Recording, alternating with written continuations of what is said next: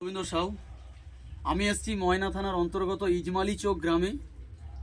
আর দেবগিয়ারের ডিপার্গো নিয়ে অসাধারণ একটা রেজাল্ট হয়েছে। তো আমার সামনে জিনার হয়েছে রেজাল্টটা, আমার সামনে সেই ম্যাডাম উনি বসে আছেন। ম্যাডাম, আপনার নামটা কি বলুন? আমার নাম মমতা হাজরা। মমতা হাজরা। তো এখন আপনি খুব সুন্দর ভালো আছেন শুনেছি। তো বলুন কি সমস্যা ছিল আপনার? আমার যমজ ছেলে হয়, যমজ ছেলে হওয়ার পর থেকে আমার লিভারের প্রবলেম আছে। লিভারের প্রবলেম? হ্যাঁ, লিভারের প্রবলেম আছে। লিভারের প্রবলেমটা 4 বার ধরে হয়, ওষুধ খাওয়া হয়। সেই থেকে আমার গ্যাস অ্যাসিডের প্রবলেম আছে।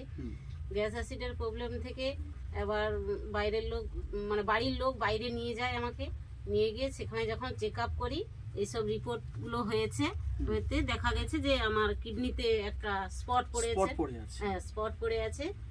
ওষুধ খেয়েছি কিন্তু কিছুই হয়নি সেরকম।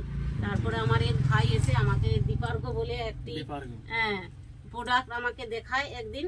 দেখাতে আমি তার কাছ থেকে নিয়ে প্রোডাক্টটা খেয়েছি। এখন আমি খুব ভালো আছি। অ্যাসিড গ্যাস নেই এবং মাঝে সুগারেরও প্রবলেম হয়েছিল, সুগারটাও এখন নরমাল জায়গায় এসে গেছে। দারুন দারুন ম্যাডাম রেজাল্ট। তো এর জন্য তো আমাদের একটা দেবগিয়ার এবং ডিপার্গোকে অসংখ্য ধন্যবাদ জানানো উচিত। ঠিক আছে, জয় দেবগিয়ার। নমস্কার।